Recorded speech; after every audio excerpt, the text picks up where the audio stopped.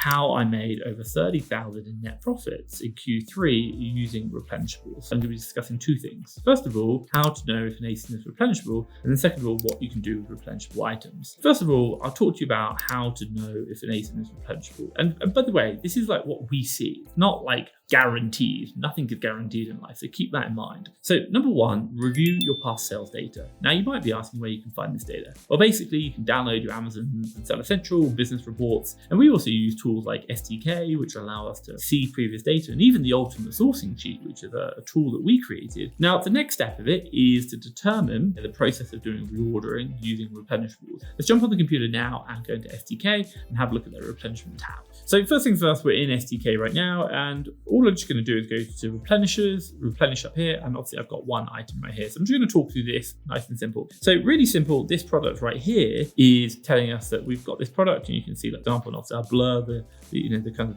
the ASIN details, because it's my product and don't want to give away all the tools, the secrets. Quite simply for us, it's telling us like how many orders we've had. So in the last 7 days, we've had 39 sales of this product. We've had 14 sales and we've had 44 sales in 14 days, and so on and so on. And what it's doing is it's basically just doing the estimation. So it's saying for the equivalent of 7 days, how many have you sold? And obviously for lifetime, so you kind of get a good feel for that. Now, what you can see here as well is like ROI on this product, like, profitability, about £2 profit, fine after all fees. And we made about 23% ROI. So not amazing, but also not bad. And if you know anything about me, we generally talk about 20% ROI and we're going for. So that's pretty good. Now for me, what would I be looking at in this product? Well, quite simply, first things first, number one, I'm going to be thinking about what's my, should we say, amount of stock that I want to hold. Well, I know right now for 30 days, it's doing about 119 sales. So I'm like, wow, that's pretty good. I quite like that one. Number two, what I'm also looking for is how long does it take for me to get that stock from the supplier into Amazon. Generally, we operate about a 2-week basis. So I then generally like to buy about a month's worth of stock, so 120, but also I've got 2 weeks as well. So if I can,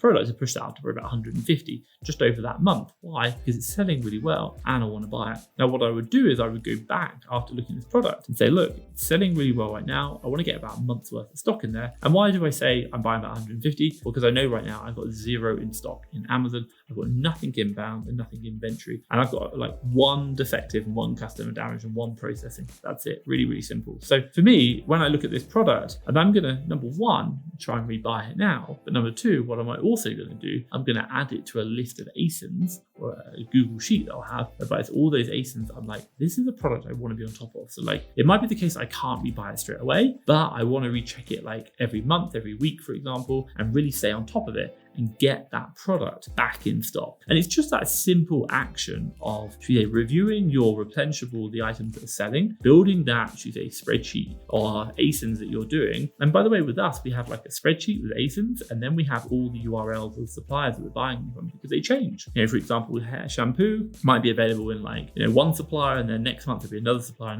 Why? Because the shampoo brand wants to do a promotion to get sales, but they'll do it with different suppliers each month and they'll change. So we'll have all the different links where we found it before. When we do the replenishable check, we'll literally get that ASIN, cool, tick, click that, load up all the links, and then just see if they're in stock. And for you, building that list, that track, that record of those fast selling items is going to be super key because, like I said before, they're not always available, but you do want to be always checking them because when they come back available, that's when you can buy and make your money. Working smarter, not harder. Now, this leads me nicely to talk about what to actually do with replenishables and how to really get into the detail of it. So number one, I'd really recommend track and record those fast selling items every day. Remember I talked about it just a minute ago. Have that sheet, that Google sheet where you just record those ASINs. And if you can have the link of all the links next to them, that's going to help you as well. What you might think, or you may or may not know, should we say, is not all items are fast selling or are not always going to be available all at the same time. And with that being said, I really do recommend you track and record those fast selling items because really they're the ones you want to focus on. Statistically speaking, if it's a really fast selling item, you're probably going to buy more stock. And if you're going to buy more stock, you'll probably make more profit on it because you're just buying more, and we work on an ROI of spend. Now, number two, I really recommend take note of the time frame from buy to sell. Now, you might be asking, why should you take note of the time from how long it takes to buy to sell the items? Well, basically within our own Amazon business, and what we see is we record the time it takes from the moment we buy an item to the moment it sells. And again, we can do that through the SKUs, and the USS does it as well. So we can do what's known as measuring the gap. By doing that, we can avoid gaps in,